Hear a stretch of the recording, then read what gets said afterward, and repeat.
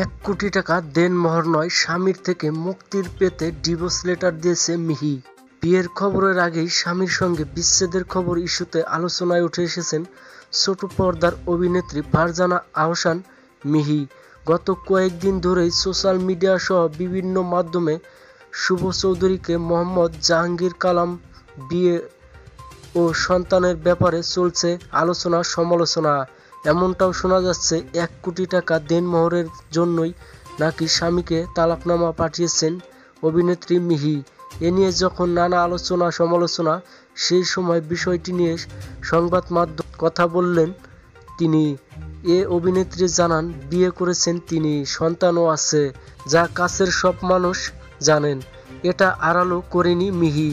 শুভ চৌধুরীকে তালাক দেওয়ার ব্যাপারে অভিনেত্রী বলেন, অনেকে বলেছে 1 কোটি টাকা দেনমোহরে নেওয়ার জন্য আমি এমনটা করেছি, কিন্তু ওর কি সেই ক্ষমতা আছে এত টাকা দেওয়ার? আমি তো ওর কাছ থেকে মুক্তি পেতে তালাক দিয়েছি, কেননা সে একজন প্রতারক। আমার কাছে প্রতিনিয়তই তার প্রতারণার শিকার মানুষগুলো আসে। অভিনেত্রী মিহি বলেন, 2017 সালে কলেজে পড়ার সময় মিথ্যা বলে আমার সঙ্গে প্রেমের সম্পর্ক গড়ে সে। প্রথম বিয়ে গোপন রেখে বিয়ে করে আমাকে। ওর সঙ্গে আমার বিয়ে হয়েছিল 1 লাখ টাকা দেনমোহরে। তার গোপন বিয়ের কথা জানার পর আমাকে সে জানায় আগের স্ত্রীকে ডিভোর্স দিয়েছে, অথচ তার সঙ্গে নিয়মিত যোগাযোগ রাখত সে। এ কারণে মায়ের বাসায় চলে আসি আমি।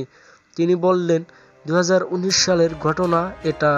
আমি তখনই তালাকের চিঠি দেই তাকে, আর এর 90 দিনের মধ্যে আমাকে যে কোনো মূল্যে ফিরিয়ে পেতে চায় সে।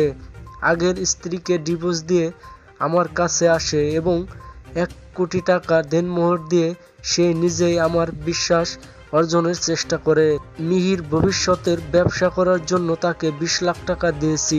সে টাকা নিয়ে দুবাই গেছে, সেখানেও মামলা হয়েছে তার নামে। বুঝতে পেরেছি সংসার সম্ভব না।